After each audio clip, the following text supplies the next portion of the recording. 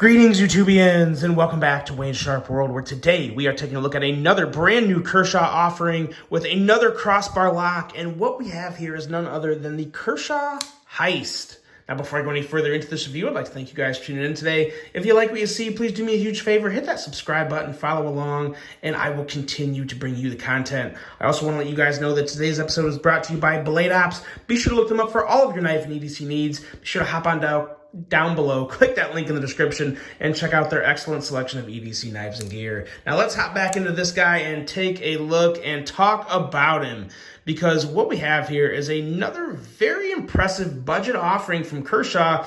That there's only one problem with this knife. Literally just one problem, and we will talk about that as we get towards the end of this review, and it has to do with another Kershaw model. But first, let's take a look at some overall specs on this knife right here. What we have is an overall length of 7.47 inches, a blade length coming in at 3.10 inches, and a blade thickness at 110 thousandths. Blade material on this guy is D2 with a drop point style blade, a flat grind, a handle length coming in at 4.37 inches, and a handle thickness right around 460 thousandths, with a user of a right hand only tip up carry, or not right hand only. It is definitely right or left hand. So lefties, you get the love there. Definitely a great option because this is fully ambidextrous with the right or left hand carry.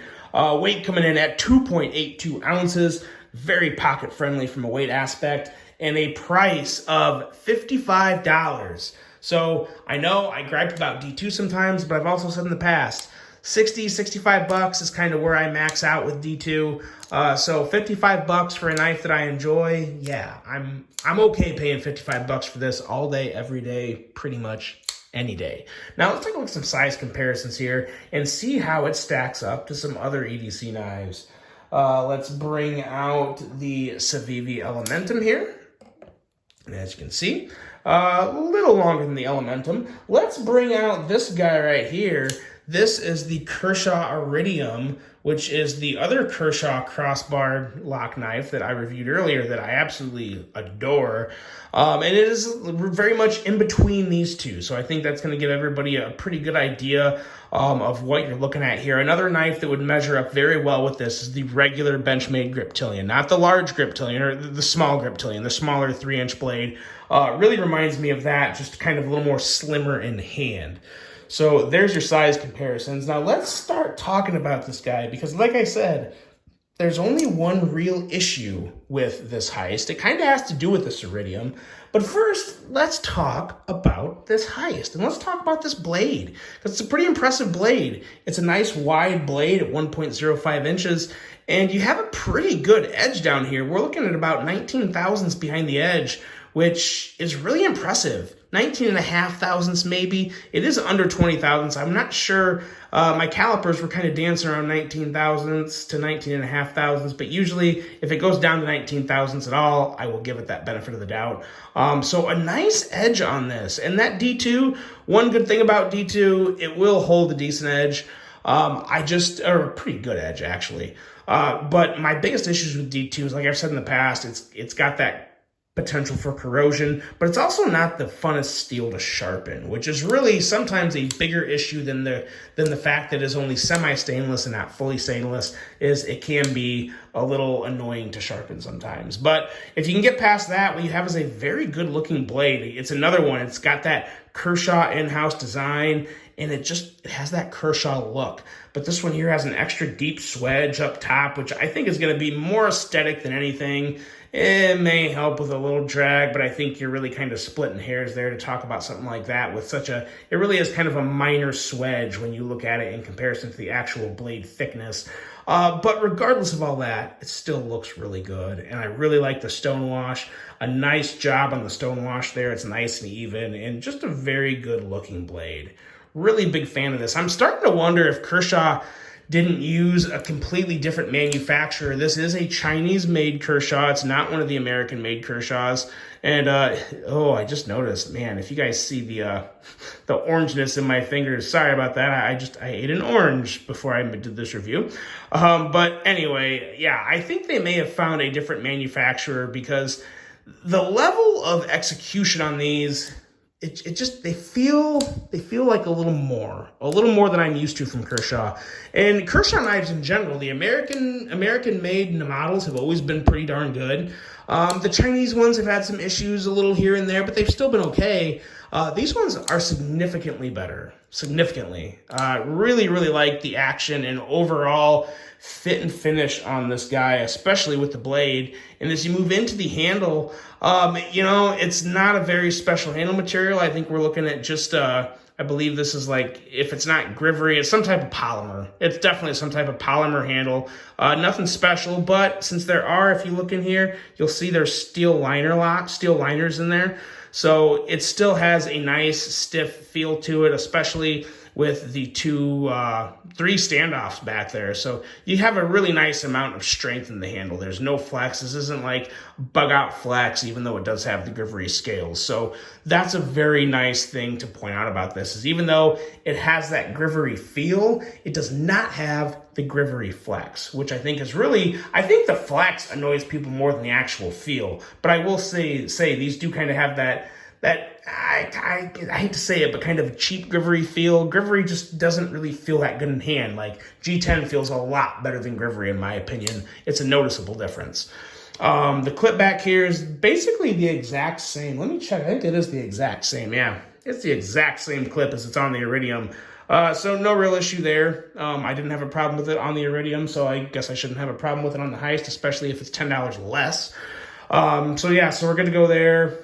Got your backspacer or your lanyard hole here in between where a backspacer could have been. Kind of cool how they did that. It's a little more formed, so it's not kind of just a punched. It's a little more planned and looks a little more like it belongs back there. Overall ergos and feel in hand is pretty good. I think if you got really, really wide hands, you may have a problem getting a full 4-finger grip, but I think vast majority of people are going to be able to get a full 4-finger grip on this. And then it has this area up here that is kind of choil-ishy, but I don't know if I really use it as a choil. Maybe for just like finer, detail things, if you need that little bit of precision. But most of the time when I use this knife, it's going to be back here. And I think that's where a lot of people would use it. You can use it up here, but be careful because your finger can slide up into the blade, and you really just don't want that to happen. Outside of that, there's really nothing else to say. It's a pretty basic handle, but I think the most important thing to take away from it is the fact that it's a polymer handle, but with the stainless steel liners, so you have that stability, you have your standoffs, so you have a relatively strong handle for grivery scales. Now, the action is really good. It's another excellently executed crossbar lock from Kershaw, and if there's any gripe I have about this, it might be that I feel like the spring on this one isn't quite as strong as the spring on the Heist that I have here. I definitely feel a little more strength in the spring on this Iridium compared to this Heist. Now, another thing is varium. I can't believe I almost forgot to mention this. So we have bearings on the Iridium, but then we also have washers. You can see here, there they are. We have washers on the Heist. So, now I will say, even with washers, it's still very smooth. It almost, doesn't quite. As you can, when I first deployed this a couple times, you probably saw there's a couple times where it kind of got stuck like that. You will see that happen more and more with washers. With ball bearings, they're just too easy. They roll, and it's that extra bit of buttery smooth action. But then you also have that little bit of extra kind of stability with washers. You don't have to worry about grit and grime getting in there. So there is a little bit of a trade-off and a benefit towards washers. I think majority of people maybe do prefer bearings, but I gotta say, I don't really have an issue with this having washers at all. Once you get used to it, it's no different than, something like a Deca or a Bug Out or anything that's running on washers. So if you've handled a washer action knife, you're not gonna have an issue with this. And I will say, compared to the Deca and the Bug Out, I gotta say, it really is just as smooth. Again, keep in mind, this is a brand new knife, and you just got to get that right amount of wrist to kind of kick it in. I don't think it's not exactly drop shutty, but just that little bit of wrist, and it's very, very easy to work. So I don't really have any gripes with the action, especially when we're coming in at 55 bucks. I mean, I honestly, I think for 55 bucks, I think this is well ahead of the game in the action department for 55 bucks. So no issues there, even on washers. I think it's pretty good to go. Overall thoughts on this. It's a really good knife. I really like it. The only problem with this knife is you can get the iridium for 65 bucks. For $10 more, you can get the iridium and, in my opinion, get a better knife. I do really like the iridium more.